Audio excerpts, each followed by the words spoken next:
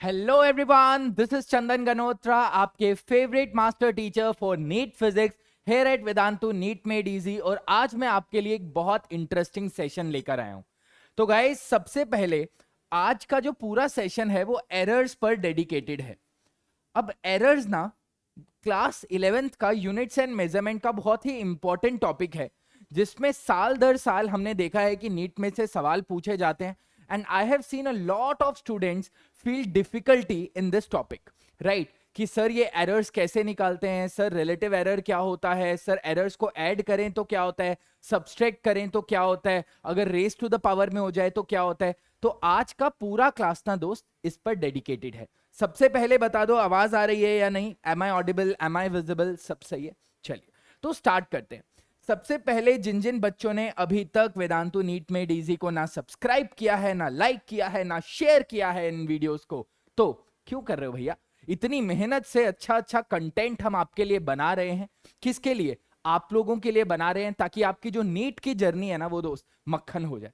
ठीक है, तो फटाफट चैनल को सब्सक्राइब कर दीजिए and let me know if you guys are ready, क्योंकि आज हम एरर से रिलेटेड 10 सवाल लगाने वाले हैं। और ये 10 सवाल इतने अच्छे सवाल हैं, कुछ कुछ बहुत सिंपल सवाल भी हैं। अब ये 10 सवाल बेसिकली आपके इस particular topic that is errors को स्ट्रॉन्ग करने वाले हैं। चलिए दोस्तों, सो शेल वी गेट स्टार्टेड? चलिए फटाफट बता दीजिए इन द कमेंट सेक्शन, आवाज आ रही है? Shall we get started? Let us now get started. चलिए सबसे पहले ना, क्योंकि हम एरर्स की बात कर रहे हैं, मैं एक बार क्विक ओवरव्यू दे दूं कहां कहां पर बच्चे अटकते हैं या क्या क्या चीजें बच्चों को नहीं समझ आती। मान लो आपके पास कोई भी एक दे दिया number, that is a plus minus delta A, right? अब आपको पता है जब भी नंबर एक इस फॉर्म में रिप्रेजेंट किया जाता है तो इसका जो ये वाला हिस्सा होता है वो क्या होती है? उसकी मीन वैल्यू। और ये होता है उसका रिलेटिव एरर, राइट? ये होता है उसका mean absolute error, mean absolute error. ठीक है, तो इस तरह से इसको रिप्रेजेंट किया जाता है। मान लो एक नंबर आपका ऐसे है और दूसरा number b is equal to b plus minus delta B. दूसरा नंबर आपका इस फॉर्म में है। अगर आपको बोला जाए इन दो नंबर्स को ऐड करो, राइट? अगर दोस्त आपको बोल दिया जाए इन दो नंबर्स को आप ऐड कर दो, तो मतलब a प्लस बी कर दो, तो क्या हो जाएगा? आपके ट्रू वैल्यूज को ऐड कर दो, मतलब a प्लस बी, राइट? और प्लस माइनस एरर्स को ऐड कर दो, delta A plus delta B. अगर आपसे यही वो पूछ लेता है इन दो नंबर्स को सब्सट्रैक्ट करो, तो क्या करना है दोस्त? आपको इनको सब्सट्रैक्ट करो, मतलब a माइनस बी। तो क्या हो जाएगा? a minus B plus minus delta A plus delta B. बहुत ही इंपॉर्टेंट चीज है गाइस, नोट कर लीजिए, बहुत ही इंपॉर्टेंट चीज है कि भले ही आप माइनस करो या ऐड करो, जो एरर्स हैं, सॉरी नॉट द रिलेटिव, जो एरर्स हैं आपके, राइट? एरर्स हमेशा ही आपके ऐड होते हैं। आ रही है बात समझ? एरर्स हमेशा आपके ऐड होते हैं, भले ही आप नंबर्स को ऐड करो, माइनस करो, जो भी करो, वो यहां पर रिफ्लेक्ट होगा, राइट? जो इसके एम वाली वैल्यूज हैं, जो उसकी एवरेज वैल्यू, ट्रू वैल्यू जो हैं, उसमें तो आप प्लस माइनस करोगे, बट जहां एरर्स की बात आती है ना दोस्त, एरर्स हमेशा ऐड होते हैं। दिख रहा है सबको? एरर्स के साथ हमेशा प्लस साइन लगा होता है। दूसरी चीज, अगर मान लो यही दो नंबर्स हैं, मैं इसको डिवाइड करूं या फिर मल्टीप्लाई करूं, मैं करूं, एक सेकेंड, हाँ, अब मैं क्या करूं? a multiply by b। अगर मैं a मल्टीप्लाई बाय b करूं, ठीक है, और मान लो इस क्वांटिटी को मैं c बोल रहा हूं, इस क्वांटिटी को मैं c बोल रहा हूं, such that c is equal to c plus minus delta c। ठीक है, ये एक c क्वांटिटी बन गई। अब अगर मैं c लिखूं तो वो क्या हो जाएगा? a by b plus, sorry not a by b, a multiply by b, ठीक है, a multiply by b plus minus delta C, right? अब डेल्टा सी आपसे पूछ लेगा कि एरर निकालो, कैसे निकालोगे? अब यहां पर एक चीज याद रखिए, in the multiplication relative errors are added. अब रिलेटिव एरर मतलब delta C by C will be equal to delta A by A plus delta B by B. आ रही है सबको बात समझ? इन द केस ऑफ, ध्यान दीजिएगा, in the case of multiplication और डिवीजन, डिवीजन में भी यही होगा, रिलेटिव एरर्स आर एडेड। इसमें क्या था? Errors are added, right? इसमें क्या हो गया, रिलेटिव एरर्स आर एडेड। इतनी बात सबको समझ आ गई? कमेंट सेक्शन में बता दो सबको समझ आ गई। ठीक है, चलिए अगर मान लो कोई आपसे पूछे a बाई बी निकालो, a डिवाइडेड बाई बी निकालो, तो क्या हो जाएगा, small a divided by small b plus minus delta C. Delta C अभी भी इसके केस में यही होगा, डेल्टा सी अभी भी इसके केस में यही होगा। आ रही है, भले ही ऐड करो या फिर माइनस करो, राइट, तो एरर्स आपके हमेशा ऐड हो रहे हैं, राइट। भले ही मल्टीप्लाई करो या फिर डिवाइड करो, आपके रिलेटिव एरर्स हमेशा ही ऐड हो रहे हैं। आ गई बात समझ? रिलेटिव एरर्स हमेशा ही आपके ऐड हो रहे हैं। क्लियर है? इरेज कर दूं, सबको समझ आ गया? ठीक है, इज दैट क्लियर गाइस? बता दो सबसे पहले, समझ आ गया? ये एक बेसिक चीज है। एक दूसरी भी चीज आप याद कर लीजिए, अगर आपको एक number y is equal to a raise to the power x के फॉर्म में दे दिया जाता है, x कोई भी नंबर है, तो यहां पर ऑपरेशन क्या लगता है, delta y by y is equal to x times delta a by a। आ रही है बात समझ? तो इसके केस में भी रिलेटिव एरर्स का ही खेल है, बट ये x सामने आ जाएगा, ये x सामने आ जाएगा। आ गई बात समझ? अगर इसको प्रूव करना है, मान लो a स्क्वायर है, a स्क्वायर का क्या मतलब, a multiply by a, right. तो यहां पर आप क्या कर दोगे, मतलब delta a by a into delta a by a, मतलब 2 टाइम्स डेल्टा a, तो वो 2 बाहर आ जाएगा। आ गई बात समझ? कितने बच्चों को चमका, कितने बच्चों को चमका बता दो, बस यही करना। ठीक है, तो ये हो गई basic theory of the errors, right. Theory of the errors समझ आ गई होगी, राइट। तो एक बार क्विकली बता देता हूं कि भले ही आप ऐड करो या माइनस करो, आपके एरर्स हमेशा ही ऐड होते हैं। भले ही आप मल्टीप्लाई करो या डिवाइड करो, रिलेटिव एरर्स हमेशा ही ऐड होते हैं। तो और अगर आपको कोई नंबर इस फॉर्म में दे दिया जाए, y is equal to a raise to the power x, x बाहर आ जाएगा और रिलेटिव एरर्स को इक्वेट कर देना। क्वेश्चंस की तरफ बढ़े, बताओ बताओ बताओ, क्वेश्चंस की तरफ बढ़े। अब क्वेश्चंस में ना 2-3 बेसिकली लीस्ट काउंट वाला भी पहला एक सवाल लगा दिया मैंने, तो मैं जब आएगा सवाल तो बता दूंगा। चलिए पहला सवाल आपकी कंप्यूटर स्क्रीन पर ये रहा। क्वेश्चन क्या बोल रहा है, a spherometer has 100 equal divisions. कितनी इक्वल डिविजन्स है, 100, marked along the periphery of its disc, and one full rotation of the disc advances to main scale by 0.01 centimetre. The least count पूछा गया है। अब बताओ, एक डिस्क है, घूम रही है, जब वो घूमती है तो मेन स्केल पे कुछ डिस्प्लेसमेंट हो जाता है। क्या आपको स्क्रू गेज की फील नहीं आई? क्या ये सवाल पढ़ते ही दोस्तों स्क्रू गेज की फील नहीं आई?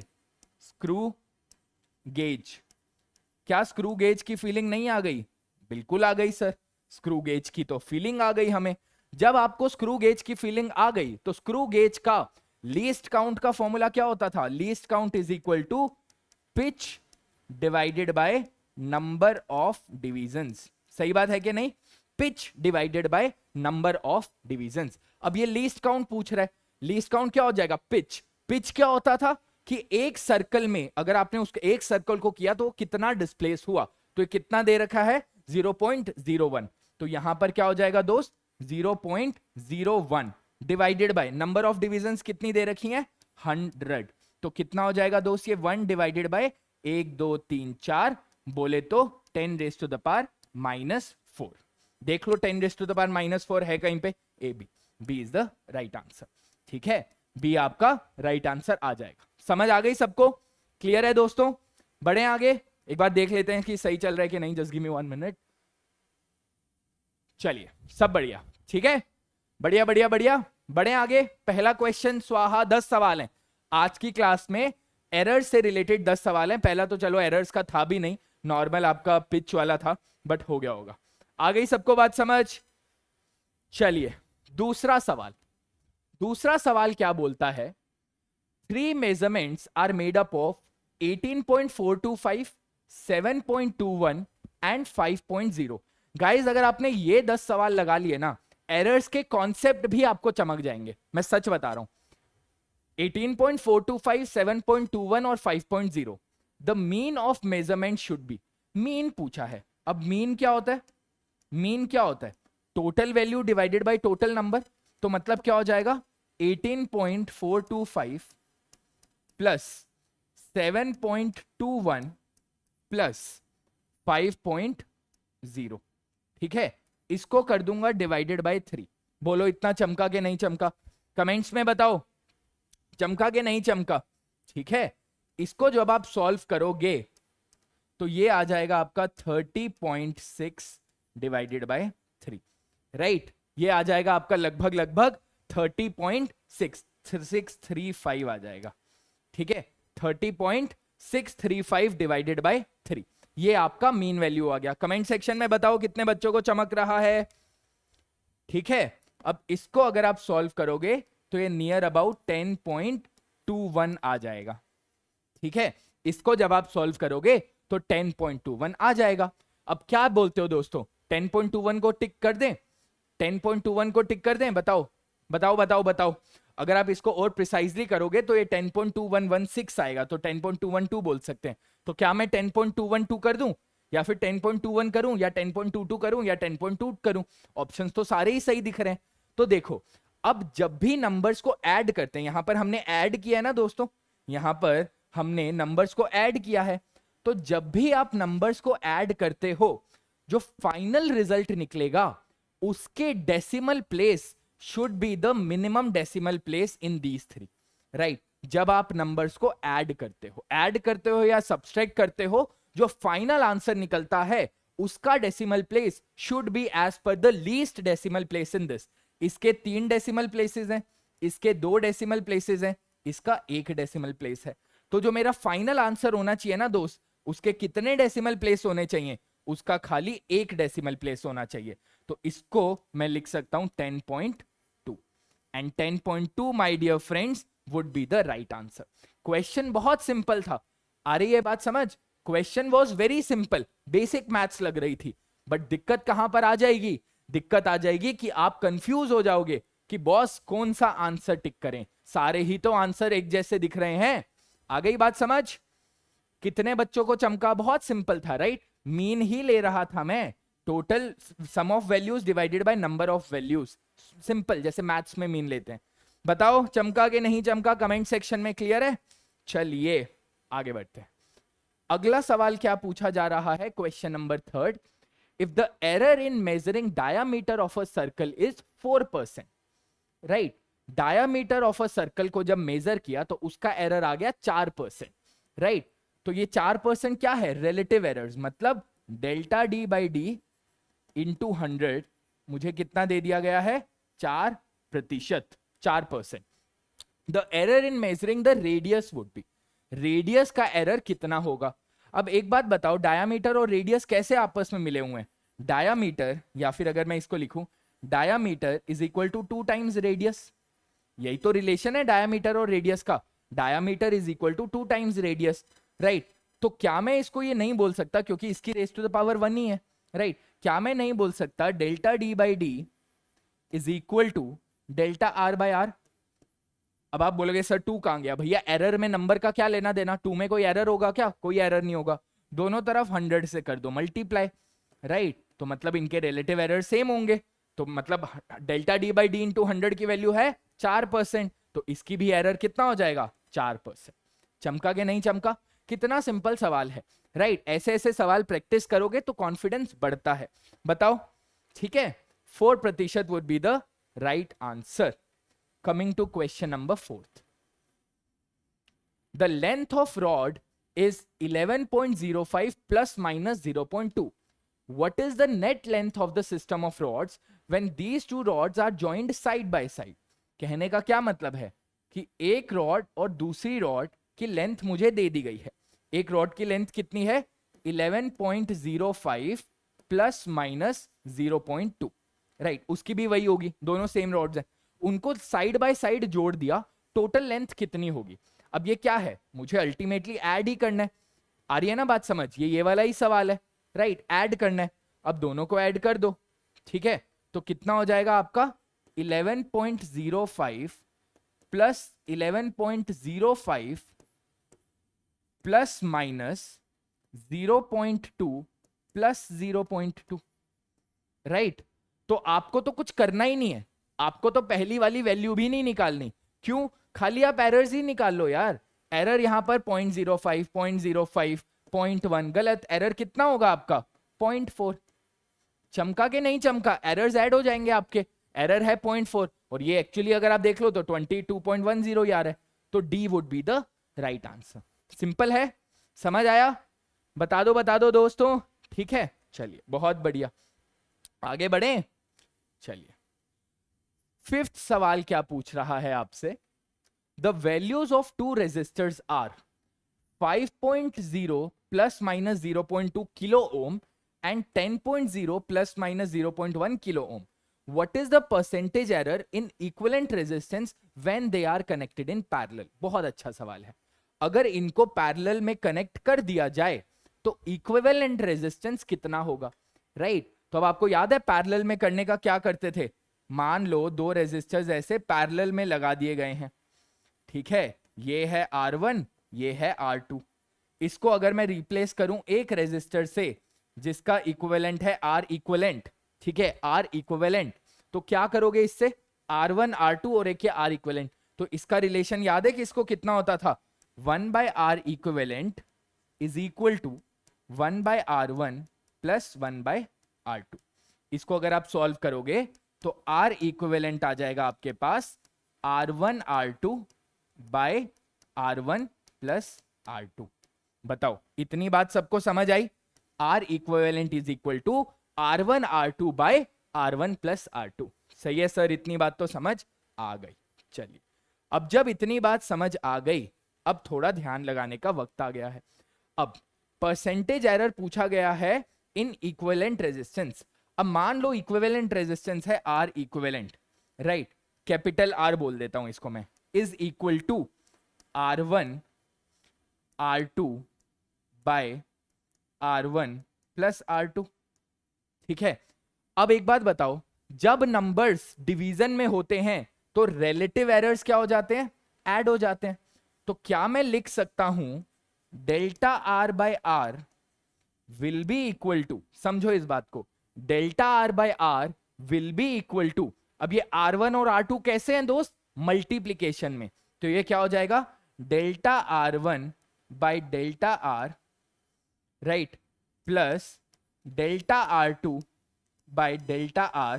ये इसके रिलेटिव एरर्स कर रहा हूं ना, delta R2 by delta R multiplication में है तो क्या हो जाता था? एरर्स ऐड हो जाते थे। जब मल्टीप्लाई करते थे तो रिलेटिव एरर्स आपके क्या हो जाते थे?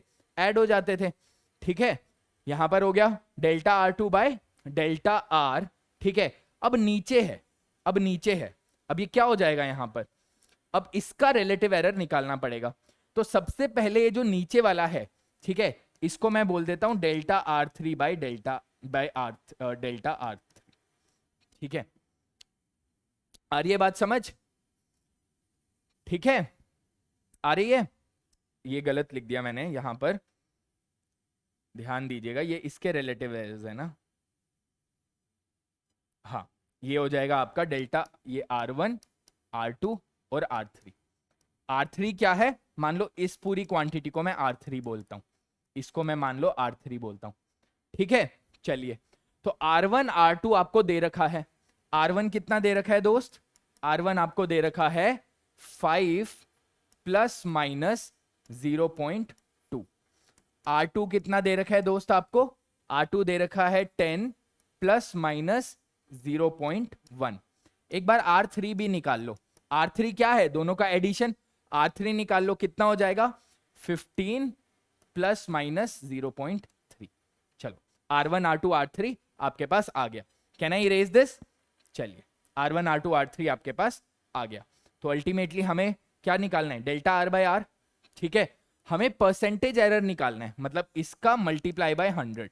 तो हर चीज को मल्टीप्लाई बाय 100 कर देंगे, ठीक है, हर चीज को मल्टीप्लाई बाय 100 कर देंगे, आ जाएगा मेरे पास आंसर। चलिए, डेल्टा R1 क्या है? R1 का ये डेल्टा हो गया, ये R1 हो गया। आ रही है ना बात समझ? इसको आप स्मॉल से भी रिप्रेजेंट कर सकते हो, स्मॉल R1 से, वैसे तो डेल्टा R1 बाय R1, तो ये हो जाएगा 0.2 डिवाइडेड बाय 5 मल्टीप्लाई बाय 100। चलिए, प्लस, आ रही है बात समझ? डेल्टा R2 मतलब ये कितना हो जाएगा? 0.1 divided by 10 multiply by 100 plus ये कितना हो जाएगा 0.3 बाय 15 मल्टीप्लाई बाय 100। बताओ चमका के नहीं चमका? बताओ कितने बच्चों को ये समझ आया? कितने बच्चों को ये समझ आया? अब देखो, अब इसको बस आप कैंसिल कर दो, ये हो जाएगा 5 20 ठीक है, 2/10 2 ये हो जाएगा 4%, ये पूरी चीज हो जाएगी 4% प्लस ये 4% हो गई, ये 10 से ये कट गया, ये कितना हो जाएगा 1%। चलिए प्लस 1% प्लस लास्ट वाली वैल्यू कितनी होगी कमेंट सेक्शन में बताओ। यहां से कितना हो जाएगा बताओ? ये हो जाएगा, इसको हटा दो, ये नीचे 10 चला जाएगा, 1 0 से 1 0, 15 5 5 2 2% आ गया 2%। तो टोटल एरर कितना आ गया दोस्त? 4 5 6 7%। 7% would be the right answer C. कितने बच्चों को चमका? कितने बच्चों को चमका? अच्छा सवाल था कि नहीं, सच बताओ। राइट, ऐसा सवाल ना नीट में आ सकता है, ठीक है, तो be prepared for such questions. बहुत सिंपल सवाल था, रिलेटिव एरर्स का खेल था पूरा। राइट, रिलेटिव एरर्स, और आपको पता होना चाहिए कि मल्टीप्लीकेशन में या डिवीजन में रिलेटिव एरर्स आपके ऐड हो जाते हैं, रिलेटिव परसेंटेज एरर्स ऐड हो जाते हैं। बताओ कितने बच्चों को चमका, कितने बच्चों को नहीं चमका? क्लियर हो गया? चलिए बढ़े आगे, बढ़े बढ़े बढ़े, चलिए ठीक है, that is an important one. अगला सवाल बहुत अच्छा सवाल है, सिंपल है, अच्छा है। Question number 6, a cuboid has a volume of cuboid दे दिया गया ये L इंटू 2L इंटू 3 है। तो क्या मैं लिख सकता हूं V is equal to 6L cube? बिल्कुल लिख सकता हूं सर, क्यों नहीं लिख सकता? Volume is equal to L into 2L into 3L, so 6L cube, where L is the length of one side. If the relative percentage error in the measurement of length is L, मतलब is 1%, तो मतलब 1% आपको क्या दे रखा है? 1% आपको delta L by L into 100 दे रखा है। बोलो सही बात है कि नहीं? Delta L by L into 100 आपको क्या दे रखा है? 1%। चलिए भैया, इतनी बात समझ आ गई। तो क्या मैं यहां से लिख सकता हूं relative error delta V by V into 100 will be equal to, 6 में तो कोई एरर होगा नहीं भैया, 6 तो नंबर है, ये आपके आगे आ जाएगा, ये चीज आपके आगे आ जाएगी, तो 3 times delta L by L into 100। बताओ कितने बच्चों को ये चमका? आपको अगर यहां से ये लिखना आ गया ना बॉस, बस मतलब जंग जीत ली। बस इतना अगर आपको समझ आ गया तो एरर्स के जो भी ऑपरेशंस वाले चीजें हैं उसमें आपका गलती हो ही नहीं सकती। बता दो, आ गई बात समझ? तो बस ये चीज आपको कितनी दे रखी है? ये चीज आपको दे रखी है एज 1%, तो फाइनल आंसर कितना आ जाएगा? 3%। ठीक है, 6th का फाइनल आंसर वुड बी 3% सी। बताओ कमेंट सेक्शन में बताओ कितने बच्चों को चमका। ठीक है, क्लियर है ना दोस्त? चलिए, आ रही है आवाज सबको? बताओ, चलिए आ रही है, बढ़िया, आगे बढ़े। क्लियर है 6th क्वेश्चन? कितने बच्चों को फील आ गई 6th क्वेश्चन की? बहुत सिंपल सर, बढ़िया। चलिए आगे, अगला सवाल। अगला सवाल भी बहुत अच्छा है। A force F is applied on a square plate of side L। ठीक है, एक स्क्वायर प्लेट है, एक स्क्वायर प्लेट है, राइट, जिसकी साइड है L, इस पर मैंने एक F फोर्स लगा दिया। ठीक है, if the percentage error in determination of L is 2% and that in F is 4%, permissible error in pressure निकालना है। अब प्रेशर क्या होता है भैया? Pressure is equal to force divided by area. ठीक है, pressure is equal to force divided by area. क्या मैं इससे यहां पर ये लिख सकता हूं delta P by P is equal to delta F by F plus delta A by A?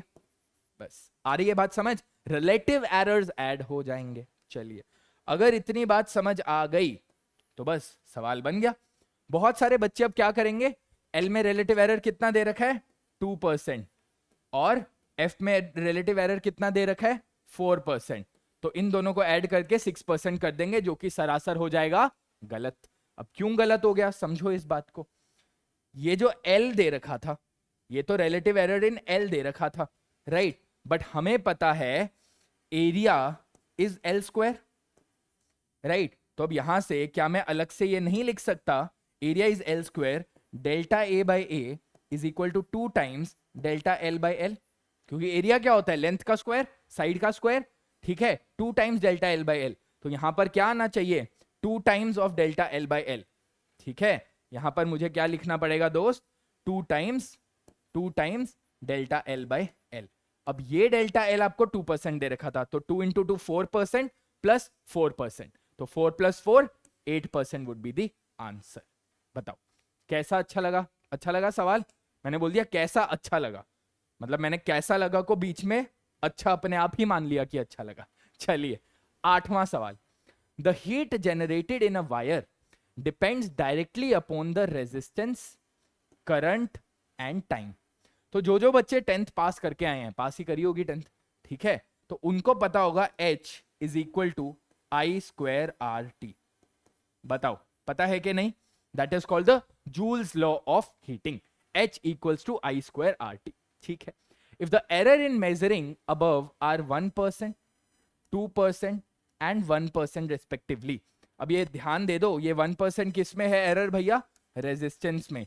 2% किस में है? करंट में। एंड 1% है टाइम में। ठीक है, then the maximum error in the heat is, अब हीट का एरर क्या होगा? सीधी सी बात है, delta H by H will be equal to 2 times delta I by I plus delta R by R plus delta T by T. बोलो चमका के नहीं? यहां से ये आना is the most critical step. बस ये क्रिटिकल भी क्या, ये बस समझ आ गया तो बाकी तो सवाल हलवा ही है, राइट? तो 2 times into error in I, error in I कितना? 2%, तो 2 इंटू 2% plus delta R by R 1% plus delta T by T 1%, क्या हो जाएगा answer? 4 5 6% would be the right answer. बताओ कितने बच्चों को चमका? 6%। तो क्या आंसर हो जाएगा भैया हमारा? आ गई बात समझ? 6% would be the right answer.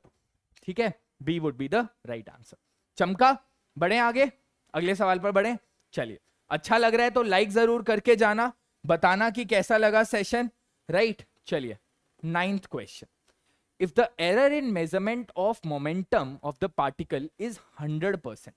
अब गाइज एक बात ना यहां पर ध्यान दो, जो ये मल्टीप्लीकेशन वाला हम करते हैं, अब ये ध्यान दो, ये इतना अच्छा सवाल है और इस सवाल से आपका एक मिसकंसेप्शन दूर हो जाएगा या फिर समझ आ जाएगा। अगर मुझे पता है a is equal to A plus minus delta A, b is equal to B plus minus delta B, और मैं एक c निकालता हूं जो कि है let's say a into B plus minus delta C. अब इस सिचुएशन में दोस्त हम क्या बोलते हैं? इस सिचुएशन में हम बोलते हैं delta C by C is equal to delta A by A plus delta B by B. ठीक है, हम यही यूज करते हैं। ठीक है, ये आप कब यूज कर सकते हो? ये हम तभी यूज कर सकते हैं जब जो आपके एरर्स होते हैं ना, जो आपके एरर्स होते हैं वो लेस देन 10% होते हैं। मतलब मैक्सिमम 9% एरर तक आप ये सब कर सकते हो, राइट? लेस देन 10% होते हैं। अगर एरर आपका बड़ा हो गया, जैसे यहां पर एरर कितना है? 100%, मतलब डबल ही कर दिया चीज को उठा के। ठीक है, मतलब एरर क्या हुआ? ये तो सीधा डबल ही कर दिया। ठीक है, मतलब उसका मोमेंटम हमने डबल कर दिया। ठीक है, तो अब ऐसे में सवाल बनता है कि ऐसे को कैसे सॉल्व करेंगे? अब इसमें हमें बेसिक कॉमन सेंस यूज करनी है। कैसे? तो बोलेंगे अब यहां पर मोमेंटम और काइनेटिक एनर्जी का पूछा है। अब मुझे पता है kinetic energy is equal to half mv²। बोलो सही बात है कि नहीं? Kinetic energy is equal to half mv²। अब क्या मैं इसको यहां से ऐसे लिख सकता हूं? क्या मैं इसको यहां से ऐसे लिख सकता हूं? काइनेटिक, या फिर इसी को ही लिख दो, kinetic energy is equal to half mv²। इसको मास से मल्टीप्लाई कर दो, मास से डिवाइड कर दो, राइट? तो ये क्या हो जाएगा? 1/2m, right? ये हो जाएगा m² v², राइट? मोमेंटम क्या होता है? p is equal to mv। Momentum क्या होता है भैया? मोमेंटम किसी भी पार्टिकल को p is equal to mv होता है। ठीक है, तो क्या ये यही नहीं हो गया p² डिवाइडेड बाई 2m? बताओ, p² डिवाइडेड बाई 2m। ठीक है, अब मास तो कांस्टेंट है, मोमेंटम जब चेंज होता है पार्टिकल का तो भैया वेलोसिटी ही चेंज होती है, मास तो कांस्टेंट ही होता है। तो यहां से मेरे पास एक इक्वेशन बन जाती है, kinetic energy is equal to P square divided by 2m। Relation पता लग गया। चलिए, kinetic energy is equal to P square divided by 2m। किसी को कोई प्रॉब्लम इसमें? Can I erase? चलिए, ये इरेज कर दिया। काइनेटिक एनर्जी कितनी बन गई? P square divided by 2m। ठीक है, चलिए, अब हमारी इक्वेशन बन गई। अब आगे क्या करेंगे सर?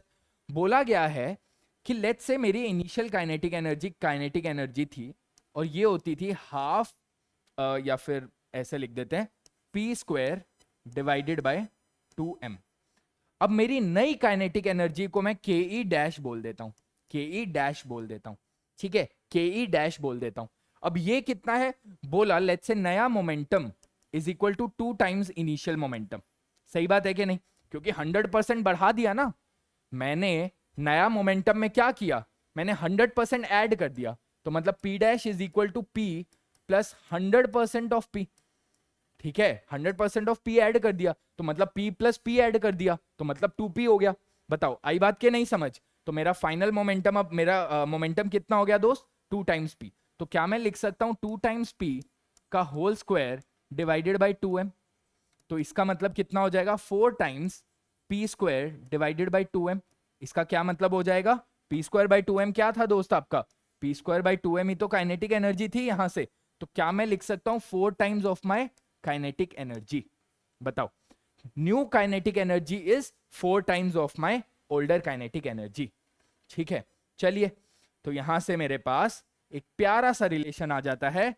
काइनेटिक एनर्जी नई वाली is equal to 4 times the previous kinetic energy. अब मुझसे एरर पूछा गया है कि भैया एरर कितना है, तो मैं क्या लिख दूंगा? 4 kinetic energy minus initial kinetic energy divided by initial kinetic energy into 100। ये डिफरेंस है ना, 4 kinetic energy into initial kinetic energy. Initial kinetic energy के ही थी, प्लस में ही होगा क्योंकि बढ़ रहा है। ठीक है, अब ये क्या हो जाएगा? यहां से आप सॉल्व करोगे तो हो जाएगा 3 kinetic energy by kinetic energy, मतलब 3 इंटू 100, बोले तो 300%। तो आंसर आ जाएगा आपका सी। बताओ, चमका? कितने बच्चों को समझ आया? ठीक है, तो आंसर आ जाएगा आपका दोस्त 300%। ठीक है, किसी को कोई डाउट इसमें, एरर्स में अभी तक? ठीक है, चलिए, ये रिलेशन जानना आपके लिए इंपॉर्टेंट है। कुछ बच्चे बोलेंगे, चलो आ गई समझ, आ गई सबको बात समझ? कुछ बच्चे ना ऐसा भी बोल सकते हैं, सर आपने ना काइनेटिक एनर्जी का ये वाला यूज किया। ठीक है, अगर मैं इन दोनों के बीच का, अगर मुझे रिलेशनशिप देखना है, अगर मैं v की टर्म्स में निकालूं, मतलब half M V square is equal to potential p, right? अब मैं p को अगर सपोज मैं इसको ऐसे कर दूं, मतलब m से मल्टीप्लाई कर दूं और m से डिवाइड कर दूं, तो ये ऊपर p स्क्वायर हो जाएगा, राइट? बट p अगेन फिर mv हो जाएगा, तो v का एलिमेंट हमेशा आपके साथ आता रहेगा। चलो ये रहने ही दो, और कंफ्यूजिंग है, जो कर लिया वही बेटर है। ठीक है, चलिए आगे बढ़े, आगे बढ़ते हैं। अब अगला सवाल क्या पूछ रहा है? लास्ट सवाल for the day, question number 10th। House the जोश? 10th क्वेश्चन तक जोश सबका खत्म ही हो जाता है वैसे। ठीक है, चलिए, सवाल क्या पूछ रहा है? The radius of a ball is 5.2 plus minus 0.2। Radius कितना दे दिया है? 5.2 plus minus 0.2। The percentage error in the volume of the ball is, अब percentage error in the volume of the ball पूछा है। वॉल्यूम क्या होता है? 4/3 पाई आर क्यूब, यही होता है ना, volume is 4/3 pi R cube. अब ये तो भैया कांस्टेंट है, ये पूरी क्वांटिटी तो आपकी क्या है? मतलब एक कांस्टेंट है, इसमें तो क्या ही एरर होगा, राइट? तो क्या मैं इस पूरी चीज को ऐसा लिख सकता हूं, delta V by V is equal to 3 times delta R by R? बताओ, क्या मैं इसको लिख सकता हूं delta V by V is equal to 3 times delta R by R, right? अब हमसे क्या पूछ रखा है? द परसेंटेज एरर, मतलब मल्टीप्लाई बाय 100 पूछ रखा है। तो पूछ रखा है delta V by V into 100, ये हमसे पूछा हुआ है। क्या हो जाएगा ये? Delta R by R, 0.2 divided by 5.2, ठीक है, यही हो जाएगा ना, इंटू 3 टाइम्स करना है, इंटू 100। बताओ यही होगा कि नहीं होगा? ठीक है, चलिए, ये वाला हटा देते हैं तो इसकी वजह से मल्टीप्लाई बाय 10 हो जाएगा, इसको हटा देते हैं इसकी वजह से मल्टीप्लाई बाय 10 हो जाएगा, 10 और 10 कैंसिल। अब क्या हो जाएगा आगे, ठीक है, 2, ये 2 कैसे बन जाएगा, 2 2 जा 4, 2 6 जा, ठीक है, लगभग ऐसे हो जाएगा।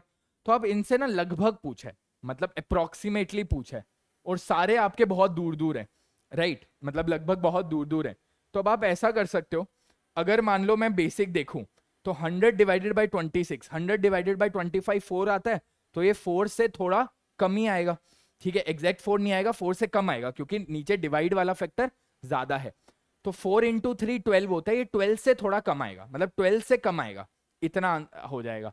अगर आप इसको अच्छे से सॉल्व करोगे ना तो नियर अबाउट आपका 11.5 आ जाएगा, ठीक है। और हमसे पूछा अप्रोक्सीमेटली किसके इक्वल होगा, तो मैं बोल दूंगा अप्रोक्सीमेटली 11 के इक्वल होगा। बताओ चमका के नहीं चमका, अप्रोक्सीमेटली आपका ये 11 के इक्वल हो जाएगा। आगे ही बात समझ।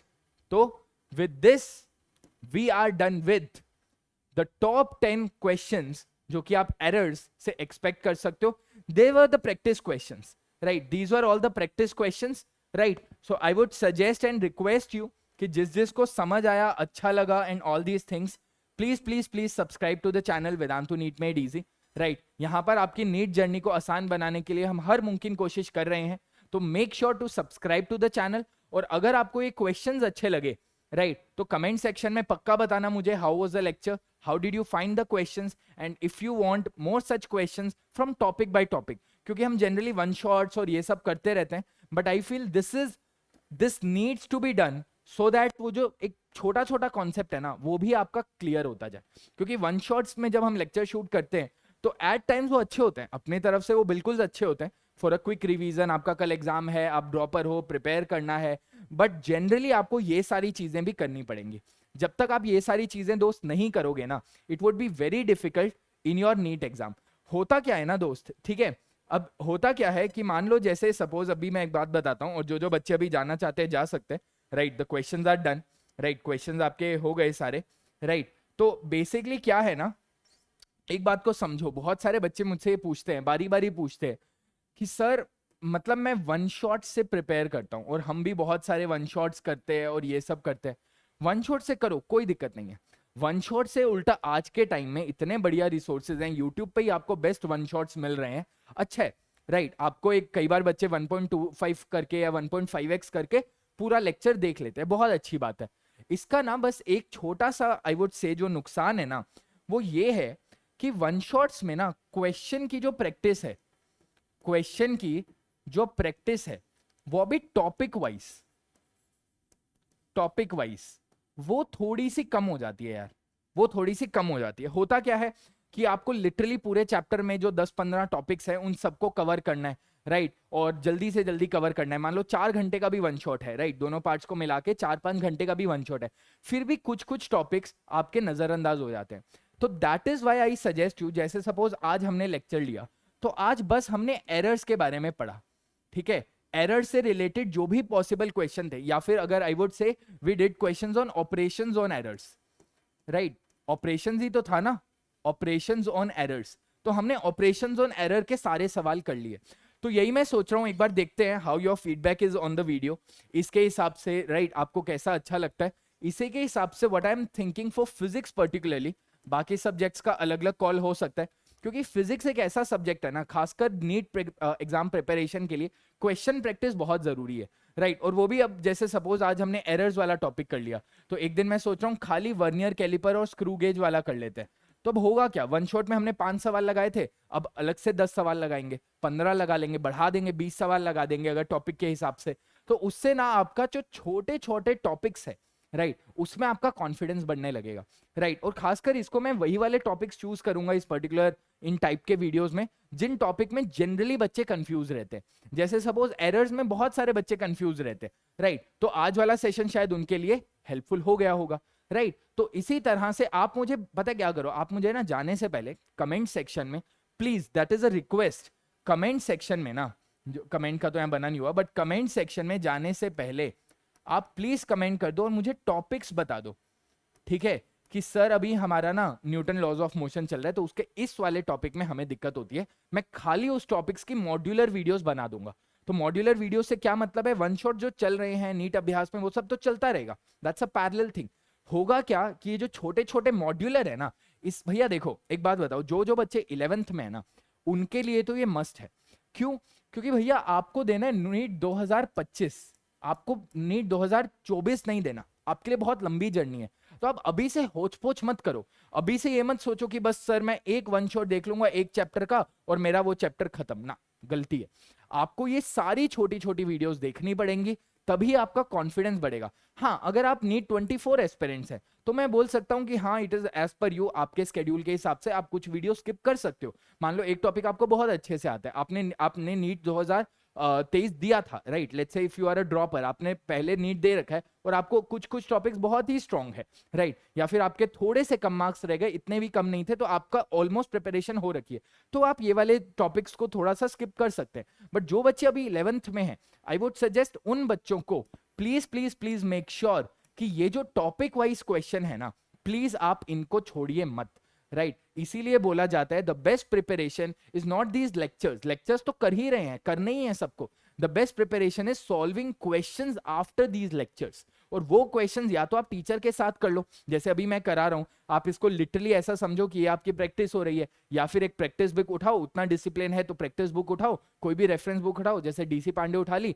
और वहां पे एक एक क्वेश्चन जो उनके वहां पे चेक पॉइंट्स और ये सब दे रखे सब करने लग जाओ, राइट। तो मैं आपको इतना कमिट कर सकता हूं, अगर जो जो बच्चे मेरे साथ जुड़े हैं, कि through out this year, right, and the coming years, मैं छोटे छोटे क्वेश्चंस एक one question at a time आपका पूरा सिलेबस अच्छे से करवा दूंगा, ठीक है।